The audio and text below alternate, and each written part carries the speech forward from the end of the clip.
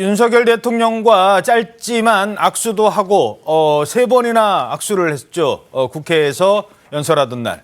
웃으면서 악수를 나눴지만 그래서 협치의 물꼬가 좀 트는 것 아니냐라고 했지만 그런 기대가 그렇게 쉽지만은 않은 것 같다는 지적이 나오고 있습니다. 단 하루 만에 이재명 대표가 이런 말을 했습니다. 안타깝게도 어제 시정연설은 매우 실망스러웠습니다. 병사 월급을 올리겠다고는 하셨는데 또 예산으로 보면 병사들 복지 예산을 1,857억 원이나 삭감하겠다고 합니다. 국민들을 원숭이로 여기는 것은 아닌지 하는 생각까지 들 정도였습니다. 이런 걸 조삼모사라고 하지 않습니까? 자, 이 말에 옆에 있던 친명계 정청래 의원도 이 대표의 발언에 힘을 실어줬습니다. 악수 쇼핑, 악수 세례를 퍼부었습니다. 야당과 소통하려는 흉내를 내시느라 수고는 한 것 같은데 모조품이 진품 명품이 될 수는 없습니다. 반성제로, 공감제로, 비전제로 시정 연설은 맹탕 그 자체였습니다.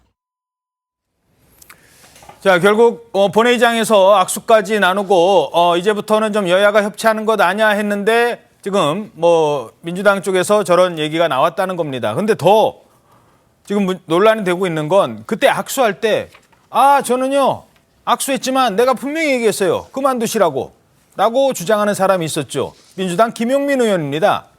그러니까 사람들이 마스크 꼈던데 그걸 어떻게 알아? 라고 했더니 정말이라니까요. 이런 주장을 또 했습니다. 갑자기 뒤에서 저한테 제 이름을 부르면서 김용민 의원 오랜만이다라고 부르면서 악수를 청해서 좀 깜짝 놀라서 악수를 했거든요. 네. 그리고 나서 이제 제가 늘 평상시에 얘기했던 얘기니까 자연스럽게 이제 그만하시죠, 그만두시죠 이렇게 얘기를 한 거예요. 네. 예, 그래서 대통령이 그 얘기를 들은 것 같더라고요. 제가 그 얘기하니까 다시 한번 돌아보면서 저한테 좀 반응을 했고 살짝 웃더라고요. 그냥 너무 이제 어이없다라는 표정인 것 같기도 했고. 어이없다. 그게 들릴 정도로 말씀하셨다는 거죠. 혼잣말 하신 게 아니라. 들었어요. 예. 들었고 뒤에 계신 비서관들 이런 분들은 조금 표정이 좀 안 좋으시더라고요. 그래서 저도 그분들도 들었을 거다 이렇게 생각하고 있습니다. 제가 그거 미쳤다고 안 한 말을 했다라고 그렇게 얘기를 했을까 싶은데. 예. 자, 들었을 거예요. 내가 분명히 그렇게 얘기했는데요. 라고까지 지금 얘기를 했습니다. 저 말을 계속 난 그렇게 했다니까요를 글쎄요. 이게 듣기에 따라서는 굳이 본인은 반응을 안 하는데 내가 했다니까 이 얘기를 왜 했을까? 자, 일단 당내에서 의견이 좀 엇갈리고 있어요. 네, 맞습니다. 지금 먼저 비명계 유원욱 의원 얘기 나왔는데 부적절했다고 비판을 하면서 이 개딸이라고 통칭되는 적극적 지지자들의 입장에서 굉장히 박수치고 환호할 일이다. 이러면서 개딸들한테 예쁘게 보이려고 하는 행동이라고 주장을 했습니다. 그러면서 오히려 따뜻하게 민주당이 대통령이 들어오실 때 손뼉도 쳐주고 같이 일했으면 오히려 민주당이 진짜 변했다 하면서 이탈한 민주당 지지층이 훨씬 더 민주당에 정을 주었을 것이라고 지적을 했고요. 반면에 원내수석 부대표를 맡고 있는 이 박주민 의원은 일단은 김용민 의원의 발언이나 취지나 이 내용을 좀 확인해보겠다 이러면서 좀 감싸는 모습을 보이기도 했습니다. 자, 그랬을 때 당원 게시판에 나온 반응을 한번 보도록 하겠습니다. 저 악수하면서 분명히 내가 그만두라고 했어요 라고 했더니 당원들 게시판 이런 게시판에 글이 나오고 있습니다. 악수하는 거 진짜 꼴보기 싫더라. 역시 수박이다 악수한 사람들. 배알도 없느냐. 이러니까 나는 악수하면서도 그만두라고 했다니까요. 이 얘기가 나오는 것 같아요. 일단 어떻게 보십니까? 우선 김용민 의원의 행동에 대해서 민주당 그 당원 게시판을 중심으로 해서 용기 있는 행동이다, 패기 있었다 이런 평가가 나왔던 것으로 압니다. 그러나 저는 이건 용기 있는 행동, 패기 있는 행동이 아니라 치기 어린 행동이었다 이렇게 평가하고 싶습니다. 혹시 영화 비트라는 거 보셨는지 모르겠지만 거기서 임창정이라는 배우가 내가 17대 1로 싸우다가 이렇게 다 눕힌 이런 얘기를 하곤 하는데 정우성 배우의 한 방에 쓰러집니다. 뭐라고 했어요? 정우성 배우가 한 방 쏘니까 바로 넘어졌죠. 17대 1은 17대 1로 자기가 다른 사람을 압도했다고 하는데 지금 얘기도 김용민 의원은 지금 누구 들은 사람도 없잖아요. 근데 자기가 자기 과시하듯이 내가 이런 얘기를 했고 대통령이 표정이 어두워졌다. 그래서 난 이런 전적 성과를 대통령을 상대로 얻었다라는 것을 자기 지지자들에게 자랑하고 싶은 그런 욕심밖에 없었다고 보고요. 사실 자기 편만 보고 하는 정치 쉽습니다. 그러나 자기 편만 보고 하는 정치는 큰 정치인 될 수 없거든요. 김용민 의원 초선이고 철험회 소속의 어떤 강경 기조를 보여왔던 의원이긴 한데 다음 재선을 위해서라도 조금 더 큰 정치를 할 수 있는 마음의 자세를 배양하시면 어떨까 생각해 봅니다. 자, 그러니까 개딸, 뭐 강성 지지층한테만 잘 보이는 행동이다라는 지적은 민주당 이원욱 의원도 하고 있습니다. 과연 이게 민주당한테 도움이 되는 행동인가? 어떻게 보십니까? 저도 이제 김용민 의원의 인터뷰를 제가 다 들어봤는데요. 본인은 이것이 복합적 의미가 있다라고 설명을 하고 있습니다. 하나는 대통령께서 지금 대통령이라는 직에서 내려와야 된다라고 하는 그런 직접적인 뜻도 있지만 지금 대통령께서 가고 있는 좀 잘못된 그런 어떤 국정 운영 방향의 기조를 이제 그만두고 바꿔야 된다라고 하는 그런 복합적인 함의적인 의미로 말을 했다. 이렇게 지금 설명을 하고 있는데 아마 그 설명과 달리 이 대부분의 국민들은 그렇게 복합적인 의미까지 다 이해를 하면서 듣지는 않으실 것 같습니다. 그런 측면에서 보면 며칠 전에 원내대표끼리 신사협정을 맺어서 그렇게 국회가 좀 달라지나 보다라고 기대를 가졌던 국민들께 또 실망을 드릴 수 있는 그런 어떤 장면들이고 예. 또 꼬투리가 잡혀가지고 그래 민주당이 뭐 그렇게 협치 모습을 그렇게 보이는다고 하더니 약속 안 지키는 거 아니냐라고 김용민 의원 개인의 행동이 전체를 지금 그렇게 폄훼당할 수 있는 상황이 된 것이거든요. 예. 그래서 김용민 의원 말씀대로 그런 어떤 대통령께 야당 의원으로서 당연히 한 말씀 드려야 된다라고 하는 뭐 그런 어떤 책임감도 알겠지만 그러나 꼬투리를 잡히지 않으면서 국민의 눈높이에 맞는 그런 품격 있는 방법으로 얼마든지 자신의 의견을 이야기할 수 있고 그렇게 할 수 있는 일인데 꼭 그렇게까지 했어야 되는가 하는 것에 대해서는 저는 뭐 개인적으로 아쉬움이 있습니다. 일반적인 어떤 국민의 눈높이는 그리고 아까 우리 정 대변인 말씀하신 대로 정치라고 하는 것은 내 지지자만 가지고 하는 것이 아니라 중도층 확산을 통해서 집권을 목표로 하고 예. 하는 조직 아니겠어요? 그렇다고 본다면 좀 그런 어떤 정치의 확산 이런 것들을 위해서 좀 여러 가지 깊이 생각하는 그런 모습을 보여주는 것이 맞지 않나 하는 생각은 듭니다. 알겠습니다. 자, 국민의힘 상황 짚어보도록 하겠습니다. 인요한 국민의힘 혁신위원장 연일 새로운 화두를 던지고 있습니다. 서울신문 사면 보시겠습니다. 자, 이른바 영남 스타 의원들의 험지 출마론을 띄운 데 이어서 이번에는 동일 지역구 3선 초과 연임 금지 방안 내놨습니다. 자, 지금 국민의힘의 3선, 같은 곳에서 3선 한 의원들이 꽤 있거든요. 자, 이분들 12년이다. 12년 국회의원 했다. 그 정도면 됐지 않았느냐. 뭐 이런 얘기를 하는 거예요, 지금. 지난번에 영남 뭐 물갈이까지는 좀 표현이 그렇습니다만 스타 의원들 수도권 출마 그리고 그 지역 다른 지역 뭐 3선 하셨으면 이제 좀 그만. 이런 얘기는 엄청난 파장을 몰고 오는 겁니다. 자, 아까 신문에서도 나왔습니다만 뭐 의원들 뭐 정원 축소, 면책 특권 제한 이 얘기는 뭐 그전에도 나왔었던 얘기예요. 뭐 면책 특권 제한은 뭐 누구는 공공연하게 약속됐지만 결국은 못 지키는 거였습니다. 그래서 그건 넘어가는데 제일 궁금한 거 이거 정말 될까? 3선 초과 연임 금지 당사자가 있는 얘기입니다. 자, 그렇다면 인요한 위원장이 띄운 일단 그 지금 정치를 준비하시는 분들도 있고 뭐 아직 그러니까 선수로 보면 박 의원께서는 3선은 아니시니까 예. 이런 주장들 다른 당입니다만 어떻게 보십니까? 글쎄 이것이 이제 결과적으로 국민에 의해서 선출되는 그런 자리인데 또 민주주의 본질이라고 하는 측면에서 보면 바람직하진 않다고 저는 생각을 합니다. 그러나 오죽하면 이런 것을 혁신이라고 민주당이든 국민의힘이든 이런 걸 혁신이라고 내놓겠어요. 근데 과연 이것이 혁신의 본질일까? 그러나 국민들은 그런 거라도 좀 잘 해봐라. 그런 것도 못하면서 무슨 더 큰 혁신을 한다고 하느냐라고 여야를 정치권을 향해서 동시에 비판적으로 바라보시는 상황이기 때문에 저런 거라도 하는데 아마 글쎄 저는 모르겠습니다. 저는 저런 것이 실천이 된다면 제 상대하신 분이 3선이 넘었기 때문에 예. 더 유리하죠.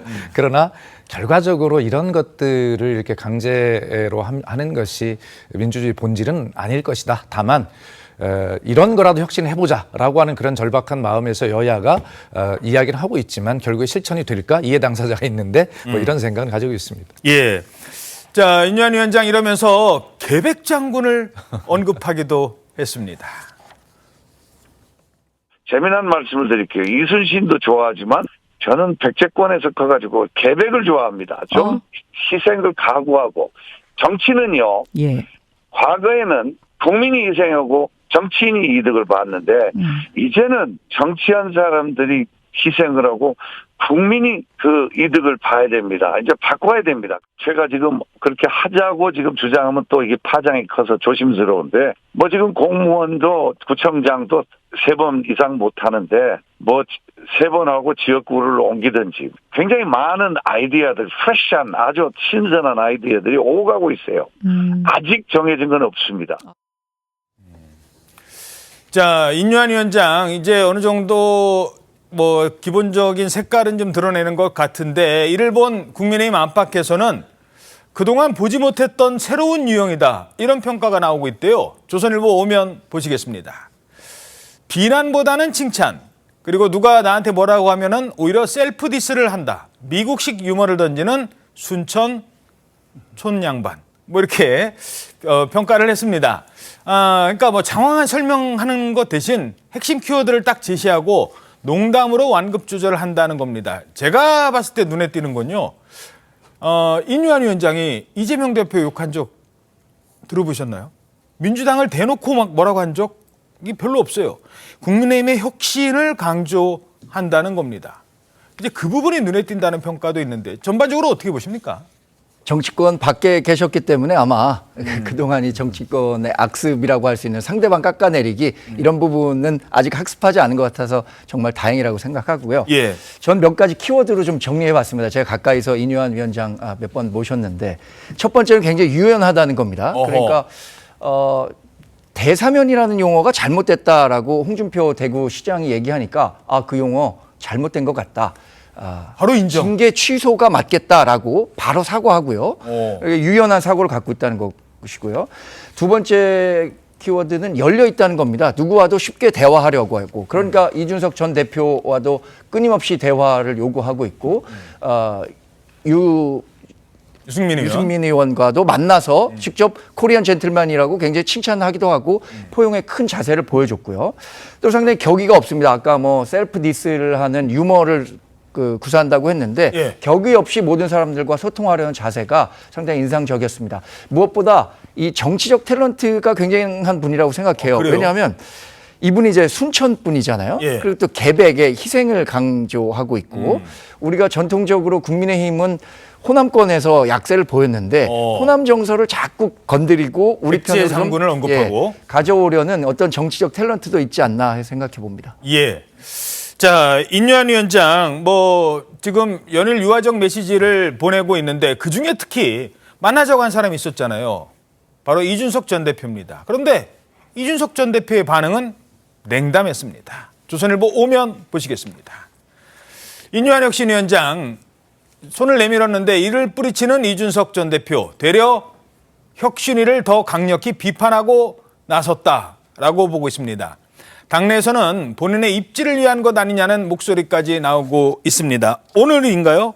자, 그동안 뭐 사면과 관련해서 이런저런 결정이 지금 나오는 것 같은데 자, 일단 지금 혹시 뭐 최고위에서 뭐 좀 이렇게 나온 얘기 있어요? 네, 최고위에서 일단 당 혁신위 제안에 따라서 이준석 전 대표와 홍준표 대구시장 등 이 징계 취소를 결정하기로 했고요. 징계 취소로 이제 사면이 아니라 징계 취소. 당원권 정지 징계를 취소하기로 결정을 최종적으로 정했습니다.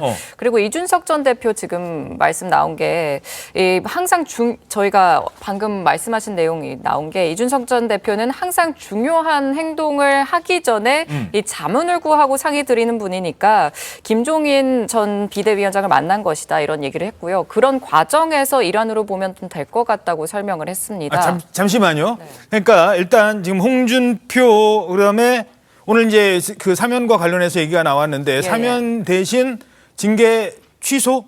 네, 징계를 취소하기로 했습니다. 혹시 뭐 얘기 들은 공식 용어를 사면이 아니라 징계 취소를 결정하기로 했다고 제가 받았습니다. 그래요? 그러면 홍준표는 그렇고 그다음에 그러면 이준석 전 대표는. 지금 말씀하신 게 홍 시장은 이 수해 골프로 당원권 정지 10개월 징계를 받았었거든요. 예.